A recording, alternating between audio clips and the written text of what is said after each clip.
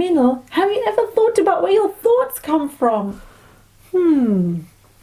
Stay tuned.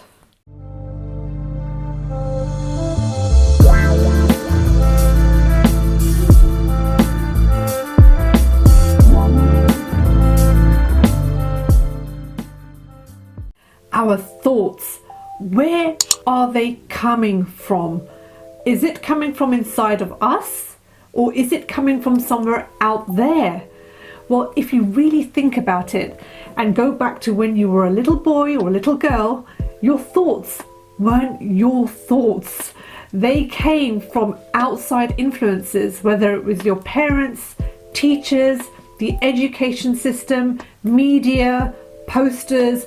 All these things is what impressed upon your subconscious mind, especially when you're a young child, because that's when your subconscious is open to suggestion. And that's where your thoughts originally came from. Where do your thoughts come from now when you're grown up?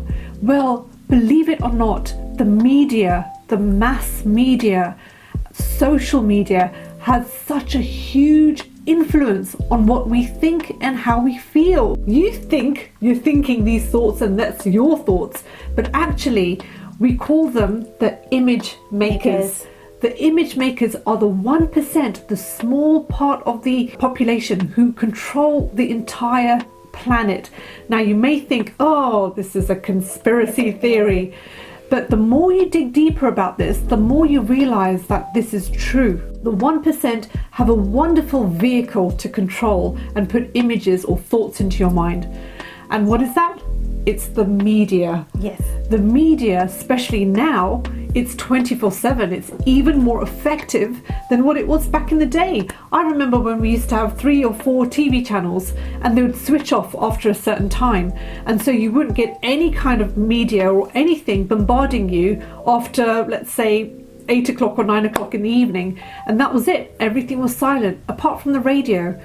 But now, 24/7, we get bombarded by information, by news, by social media, by what this person or that person is doing, advertising, algorithms. Have you noticed that when you're looking up something on social media, adverts of similar things will come up because it's artificial intelligence working on what your interests are. They get to know you, the user, and they bombard you with all this information. So if one day you wake up and think, I really want to buy this cream, where did that come from? Where did that thought come from? Why you really wanted to buy that cream? It's because that image was brought to you at some point through your sifting through media. You wouldn't put 2 and 2 together, but that's why. If you were never exposed to that in the first place, that thought wouldn't even come into your head. In fact, you'd use your imagination, create your own thoughts and your feelings as well. The mass media also hugely use the technique since day one, which is called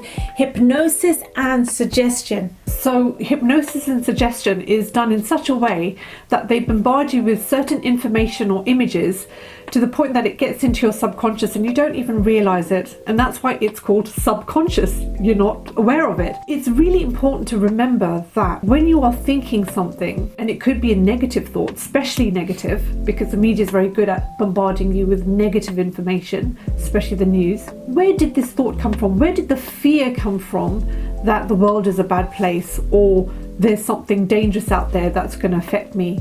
It's because that thought was put into your head in the first place. It's an awful thing to think that your thoughts aren't yours, that those thoughts were put into your head, but that's what happens. Those thoughts that you have are put into your brain and you don't realize it. The reason why we don't realize it is because of unawareness. We're not aware. You're unconscious of your conscious thoughts. Yes, of your conscious thoughts. So the remedy for this is being aware. That's key. If you are aware that there are these influences out there, and secondly, you are aware of your own thoughts and you question your own thoughts, because they're not really yours, and say, where did this thought come from? Where did this fear come from? You might have heard a lot of spiritual or personal growth books that say your thoughts aren't yours. They're not you. And that is absolutely true. They are not you. But you can use thoughts to serve your life in a positive way. So they can be used as a vehicle to get you to where you want in life, to be, do, and have anything and everything you want. But most of the time, most of us don't use it for that benefit. They use it to keep us negative and focus on our limitations and lack. Fear. That's the biggest one.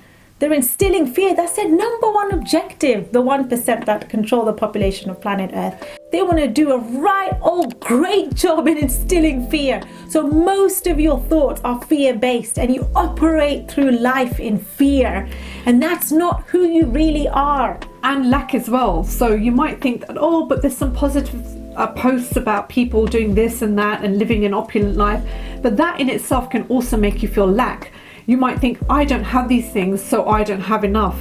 But actually you have enough already. And so it gives you that feeling of, I want more. I want more because I don't have enough in my life. Yeah. And so the consumer market also makes you feel like you need this to survive. Yeah. You need this to feel beautiful. You need this product to feel stronger. So you're constantly in a state of lack. You're operating out of lack. So you'll never be happy because you always need something. You always think, I'll never be fulfilled and satisfied until I get this. And your whole life just goes out like that. Because once you get that thing, you want the next best shiny object. It'll never be enough. So all we're saying is that the most important thing is just be aware that your thoughts aren't yours. Where did they come from? Where did they originate from? Even if you say, oh, but I've had these life experiences, so I know this to be true. Actually, where did it come from? Especially if it's negative. You want to embrace all the positive thoughts, but you want to question the negative ones. Where did that come from? Because that's not going to serve you at the end of the day. And the media play a wonderful role in making sure that you are coming from that place of lack, limitation, fear, worry, and doubt. So on a positive note, self-awareness is key.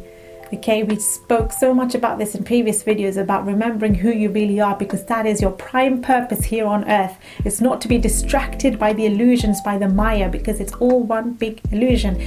The truth is that as soon as you are self-aware and you consciously, maybe with effort initially, think the right thoughts and feel the right feelings of positivity that makes you feel good despite what is going on around you, and knowing that truth, connecting to your soul, connecting to God consciousness, you will start to feel so much more better and better.